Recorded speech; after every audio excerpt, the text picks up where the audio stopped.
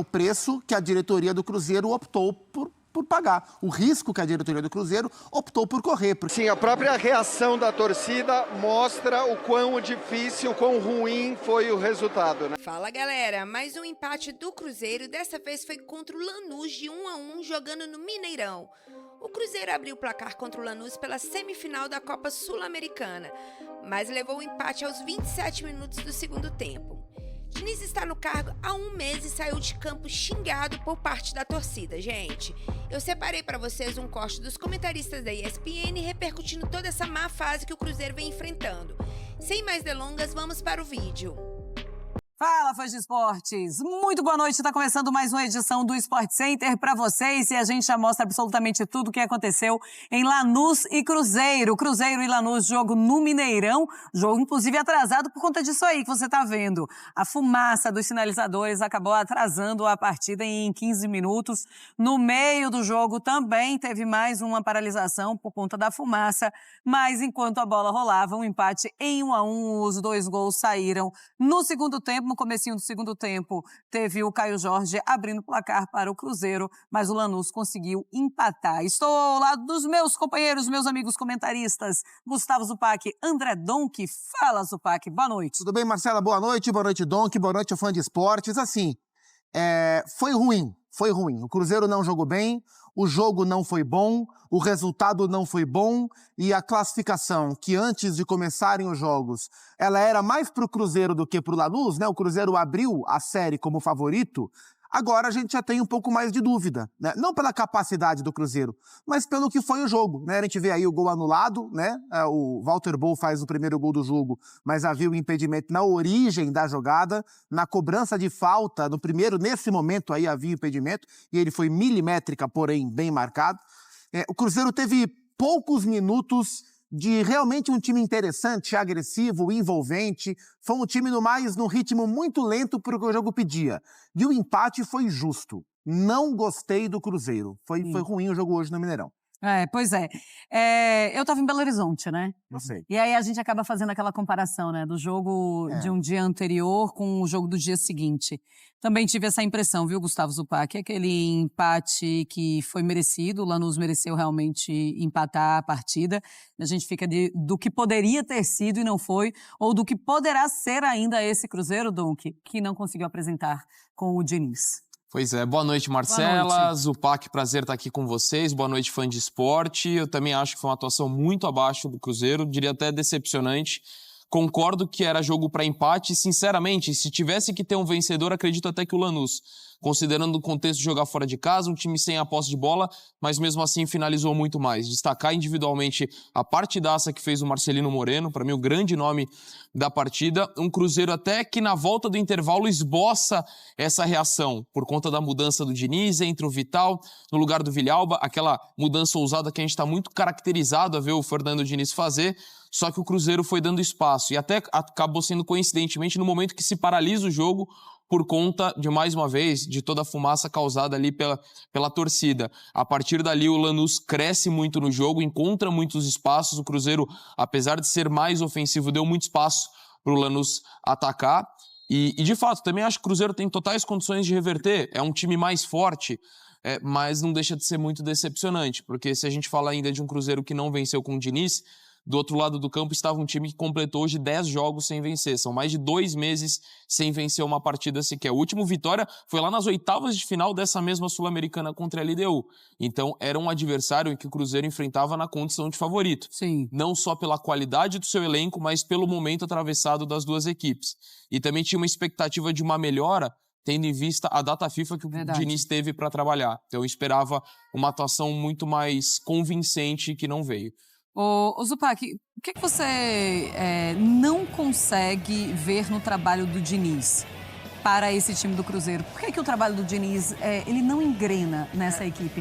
Você acha que pode ser características dos jogadores e aquela convicção do Diniz que é muito difícil de mudar? Assim, eu acho que esse entendimento ainda, não aconteceu. A gente olha o Cruzeiro jogar e a gente não... Se você não soubesse que o técnico era o Diniz, você não bate o olho no time do Cruzeiro e fala, esse é um time do Diniz. E é natural que seja assim, né? São 5 jogos apenas. Né? O Diniz poderia transformar o time em 5 jogos? Até poderia, mas o normal é não conseguir transformar. E isso, na verdade, é o preço que a diretoria do Cruzeiro optou por pagar. O risco que a diretoria do Cruzeiro optou por correr, porque ninguém questiona que o Diniz é mais técnico que o Seabra, até porque o Seabra está começando o trabalho e acho que a médio e longo prazo, de fato, o Cruzeiro do Diniz tem condições de ser melhor do que o Cruzeiro do Seabra. Mas ao fazer a troca no momento da temporada que fez, o Cruzeiro, a diretoria, passou a correr um risco de esse trabalho não engrenar de largada e as competições que o Cruzeiro disputa, especialmente a Copa Sul-Americana, porque é uma possibilidade de título. Acho que no papel o Cruzeiro é o melhor dos 4 semifinalistas. Corre esse risco de não conseguir, com encaixe tão rápido, atingir o objetivo. E isso está acontecendo. No Campeonato Brasileiro, o time fez jogos ruins, outros um pouco melhores. Até acho que contra o Bahia não foi um jogo ruim, que foi o último empate do Diniz como técnico do Cruzeiro. Mas hoje, em casa, e até com o advento da parada da data FIFA que o Donk destacou, se esperava um Cruzeiro jogando melhor contra um time inferior a ele. E não conseguiu. Então, assim, o que a gente olha nos times do Diniz e nos dá essa sensação de caracterização. Muita gente perto da bola, rápidas trocas de passe, envolvendo o adversário, com mais gente no setor do que o time adversário, e a partir daí construindo o jogo através de muita movimentação. Isso aconteceu muito pouco no Cruzeiro. E às vezes em que acontecia, especialmente pelo lado esquerdo, com o Barreal, com o Matheus Pereira, com o Matheus Henrique chegando, a hora que isso acontecia, o Cruzeiro vivia os seus melhores momentos. Mas foi muito pouco, né? E no começo do segundo tempo, quando o Vital entrou, o Cruzeiro voltou um pouco mais forte, mais incisivo no segundo tempo, mas também durou pouco. Então é um time moroso demais e pouco envolvente. É um começo pouco fluido do trabalho do Diniz. Era um risco e, aparentemente, nesse curtíssimo prazo, o Cruzeiro está pagando esse preço. Olha, depois da partida, o goleiro Cássio, ele deu uma entrevista na saída do campo. Vamos ouvi-lo e daqui a pouquinho a gente vai para o Mineirão e a gente conversa com o Jean Oddi, que acompanhou de pertinho e traz mais detalhes para a gente. Que análise você faz do momento e do jogo de hoje? Vou falar do jogo de hoje, um jogo difícil, vai ser final Sul-Americana. É uma equipe que veio se defender, saiu no contra-ataque, conseguimos sair na frente. Hoje acabou numa bola parada, momento de atenção, tomando gol. Acho que foi um jogo equilibrado e acho que é tudo aberto. Nós temos totais condições de ir lá e conseguir a vaga para a final. Muito bem, tá aí o Cássio, então, falando sobre esse jogo. O Caio Jorge também dá uma entrevista falando que o Cruzeiro ele começa muito mal a partida, depois vai se organizando, até pelo nervosismo também, né? Tá jogando em casa, no Cruzeiro, com aquela obrigação, no Mineirão, com obrigação de vencer, tudo isso vai contando. Mas a gente vai para o Mineirão agora conversar com o Jean Oddi. Ele acompanhou a partida de pertinho. Jean, primeira pergunta é, o quão ruim é esse empate aí no Mineirão? E como é que você analisa esse time do Cruzeiro que não consegue ou não conseguiu ainda encaixar com o trabalho do Diniz? Fala, Marcela. Pois é, boa noite para você, para o Zupac, para o Donk. É o seguinte, acho que assim, a própria reação da torcida mostra o quão difícil, o quão ruim foi o resultado, né? A gente está falando de um resultado que... deixa uma situação muito complicada para o jogo de volta. Um resultado que, mais uma vez, o Cruzeiro não conseguiu mostrar absolutamente nada. A reação dos torcedores mostra isso, mas acho que foi uma grande decepção, sobretudo pela expectativa que havia. Então, a exemplo do que aconteceu ontem, né, na Arena MRV, a festa foi muito legal antes do jogo. Havia aquela expectativa muito grande e a impressão que dava, até por todo o trabalho da torcida, com fogos, com sinalizadores e tudo mais, a impressão que dava era que o Cruzeiro começaria o jogo embalado ali, no mesmo embalo que o Atlético, por exemplo, começou ontem. Isso não aconteceu. E aí não aconteceu também por conta do atraso, né? Eu acho que o atraso acabou sendo determinante para que aquele clima de um estádio pegando fogo não se confirmasse nos minutos iniciais da partida. Então, a torcida apagou, o primeiro tempo foi muito fraco, foi um primeiro tempo de muito equilíbrio, mais um primeiro tempo negativo para o Cruzeiro. Aí no segundo tempo vem a mudança do Diniz, não foi uma mudança que todo mundo gostou, não. O Matheus Vital entra, não é um jogador de quem a torcida gosta, mas ele faz o gol. E aí parecia que ia acontecer aquilo que, de repente, no Fluminense aconteceu muitas vezes, né? Uma mudança inusitada do Fernando Diniz, gerando o retorno técnico dentro de campo, mas também durou pouco. Como disse o Zupac, foram apenas 15 minutos de bom jogo do Cruzeiro e depois o jogo volta exatamente para a mesma toada e acaba sendo uma toada muito negativa aí para o time do Cruzeiro, porque o time de novo não jogou bem, mais uma vez a equipe não venceu com o Fernando Diniz. É, a equipe que não vence com o Fernando Diniz. São 5 jogos, aí fica aquela coisa, mas são 5 jogos apenas. Mas 5 jogos já dava para você, pelo menos, ter comemorado um pouquinho, pelo menos em 1 ou 2 partidas, né, Jean? Começa a ficar aquela coisa, como diz o mineiro, garrada. Aquela coisa de que não vai, não dá certo, parece que não vence com o Diniz. E não consegue jogar da maneira que o Diniz quer que o time jogue, né? Então eu acho que a substituição de hoje, por exemplo, é uma substituição que tem muito a cara do Diniz. A saída de um zagueiro para a entrada de um meia, né? E aí você imagina de cara, quem que ele vai recuar? Vai ser o Wallace? Quem vai passar a fazer essa função de zagueiro? Na verdade, ele acaba deixando os 2 laterais, né? E aí ele fica ali quase com uma linha de 3. Mas isso também não permite que o William, que talvez seja hoje o jogador mais perigoso do Cruzeiro ofensivamente, claro que junto com o Matheus Pereira, isso não permite que o William também suba como tentava subir no primeiro tempo. Nem vou falar que isso estava acontecendo, mas ele acaba ficando um pouco mais. Então acho que é aquela história, né? O típico jogo do Diniz não aconteceu. A mudança dele, que aparentemente tinha tudo para dar certo, porque o Matheus Vital entra e faz o gol. Também depois não se confirma uma substituição tão positiva assim, porque durou 15 minutos. O Matheus Vital some de campo, né? Como aliás a torcida do Cruzeiro costuma reclamar que acontece mesmo.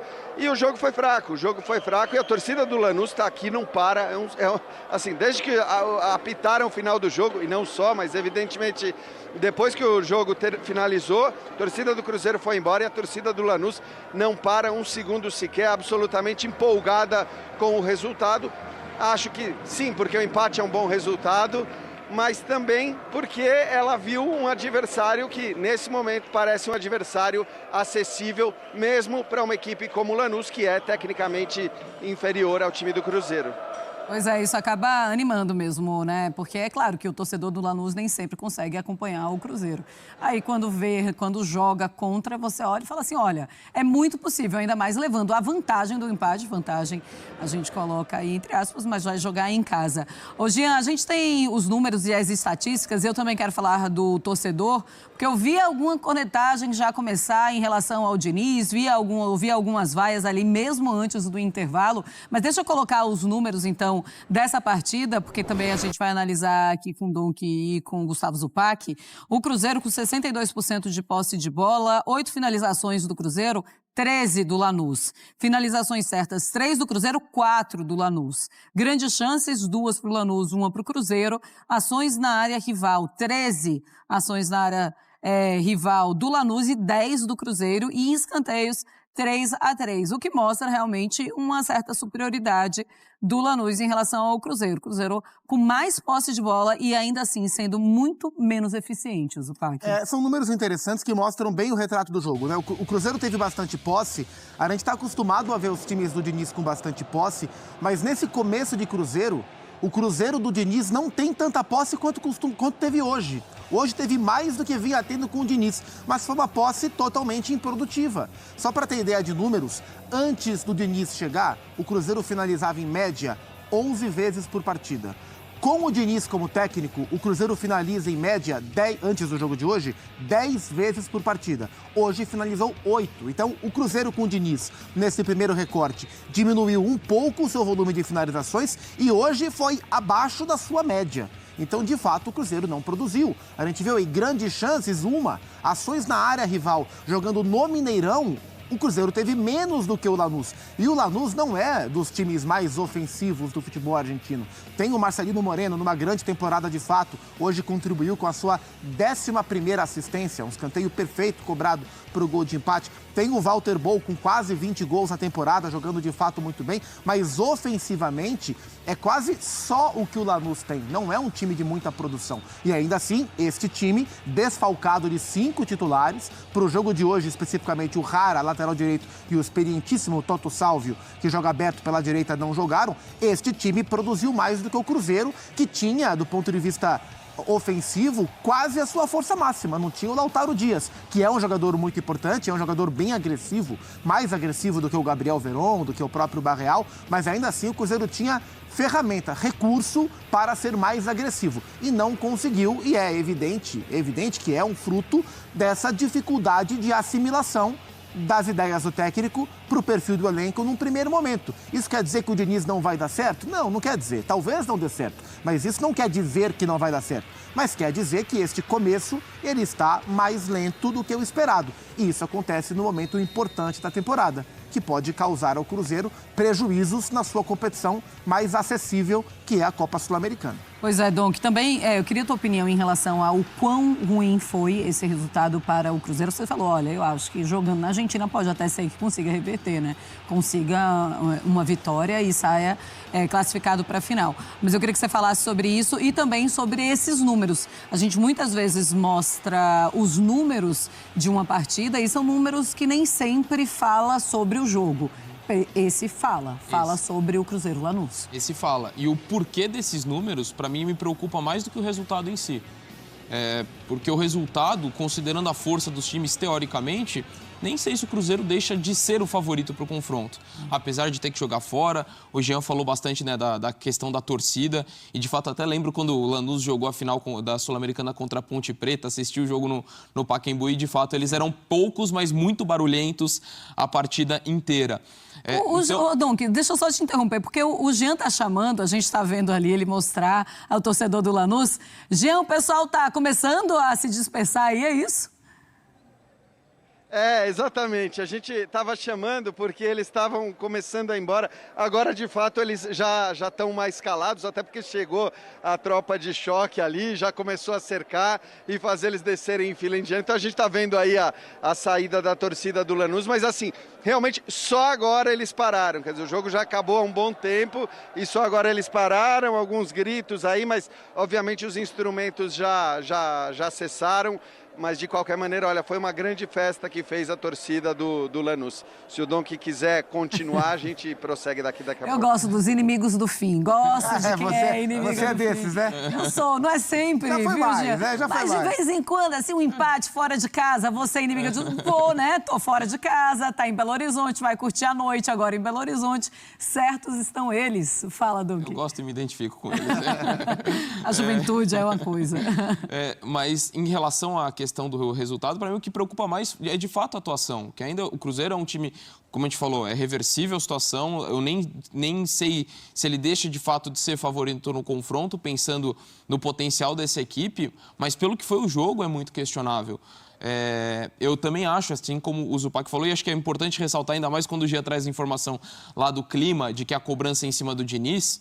Sinceramente, para mim é muito mais discutível as decisões da direção de fazer essa troca nesse momento da temporada. É verdade que a gente até destacou várias vezes que os inícios de trabalho do Diniz costumam ter bons resultados, mas você não pode tornar isso uma regra. Isso não é uma regra, até porque é a exceção acontecer esse tipo de coisa. Quando você está assimilando um trabalho, ainda mais tão autoral, diferente, no meio de uma temporada, num momento decisivo. Então, acho que o questionamento, para mim, vai muito mais em cima disso, Sim. de um técnico, para mim, que não fazia motivo algum ser demitido, ainda que a contratação de um cara como o Diniz é um bom negócio, mas uma coisa é separada da outra, a demissão e a contratação do substituto.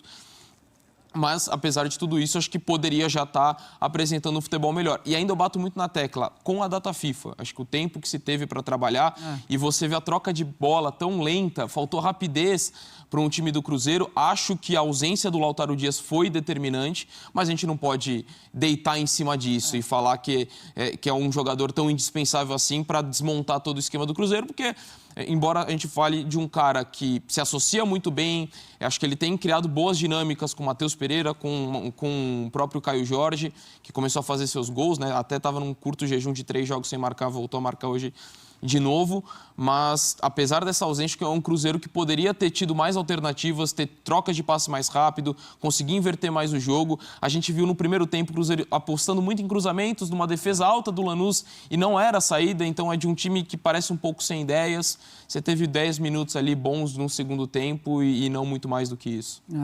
Ô Jean, eu já vou mostrar daqui a pouquinho o sobe-som dos torcedores, os torcedores já vaiando o Diniz, no intervalo, um pouco antes do intervalo, e já estavam sem paciência também. Mas antes eu queria a tua opinião num ponto que tocou o Donk. Ele não acha que ainda o favoritismo saiu do Cruzeiro. Na tua opinião, saiu? Não é mais esse favorito? O Cruzeiro não é mais favorito?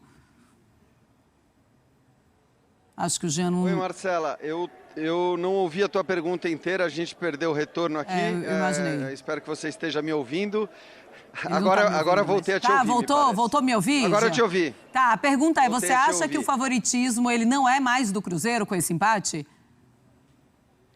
Eu acho que eu não consigo atribuir favoritismo ao Cruzeiro a partir do momento que a gente viu este jogo, que o Cruzeiro empata e que ele vai enfrentar um clima complicado no jogo de volta. Então, acho que eu não vejo elementos, a não ser a qualidade técnica do elenco, para a gente dizer que o Cruzeiro é o favorito. Isso quer dizer que o Lanús é favorito para passar? Eu também não acho. Agora, eu imaginava, sinceramente, até por todo o clima que a gente acompanhou aqui durante o dia, eu imaginava que depois do jogo de hoje, a gente afirmaria pelo resultado, o Cruzeiro é o favorito para o jogo de volta, o Cruzeiro vai ser o time que vai chegar para a segunda partida com maiores chances de classificação. Não é assim, porque o Cruzeiro de novo não jogou bem e porque o Cruzeiro não venceu jogando em casa. A questão da pressão, evidentemente, ela vai aumentar, não pode ser a maior pressão do mundo em cima do treinador, né? Porque, como vocês disseram, ele acabou de chegar, eu discuto muito mais a demissão do Seabra do que a contratação do Fernando Diniz, e eu sei que o torcedor queria demissão, mas querer demissão é algo normal no futebol brasileiro, né? Um treinador que tem uma sequência de resultados negativos, em geral, tem um monte de torcedor querendo demitir. Isso vale, inclusive, para técnicos super campeões. Então, não me surpreende. Agora, eu não teria demitido o Seabra. Na hora que demitiu, eu acho que contratar o Diniz não foi uma má escolha. A questão é que, por enquanto, as coisas não aconteceram. Antes do jogo, à medida que a gente via os nomes serem anunciados no placar, ninguém foi vaiado de antemão, não rolou crítica para nenhum, mas eu acho que só 2 foram realmente celebrados, né, comemorados, o Matheus Henrique e o Matheus Pereira. Até brinquei que era o jogo de 2 Matheus e mais 9. O Diniz foi meio que ignorado quando teve o nome anunciado pelo torcedor. E aí você falou, né, a gente tem imagens, de fato a gente viu em vários momentos aí a torcida, não vou dizer nem pegando no pé especificamente do Diniz, mas vaiando o time, incomodada com tudo que acontecia, e a gente viu inclusive no intervalo alguns jogadores pedindo para a torcida maneirar nas críticas. É isso aí, pessoal. O Diniz está no cargo do técnico do Cruzeiro já tem 1 mês. E desde que Fernando Diniz assumiu a equipe, o Cruzeiro disputou 5 jogos com 4 empates. Ele teve um período da data FIFA para tentar ajustar o time, mas por enquanto não teve muito sucesso. Uma coisa temos que concordar, né, gente? Que talvez não tenha sido uma boa ideia ter trocado o treinador no final da temporada. O time parece mais desajustado do que antes. Era para o Cruzeiro levar um bom resultado para a Argentina, mas agora terá que correr atrás do prejuízo. Com esse placar, só a vitória interessa para a próxima semana, né, gente? Quando o Cruzeiro visitará a equipe argentina para estar na grande decisão. Em caso do novo empate, a decisão será nos pênaltis. Agora a decisão de quem ficará com a vaga na final da competição internacional será na Argentina. Na próxima quarta-feira, dia 30, a partir das 19 horas, os times se reencontrarão no estádio La Fortaleza, em Buenos Aires. Antes disso, o Cruzeiro terá um compromisso pelo Campeonato Brasileiro. No dia 26, o time visita o Atlético em Curitiba, onde o jogo está marcado para as 18h30. E aí, gente, qual sua avaliação sobre esse empate do Cruzeiro contra o Lanús? Vou ficando por aqui, mas deixe seu like, se inscreva no canal para não perder nenhum dos nossos cortes. Até o próximo vídeo.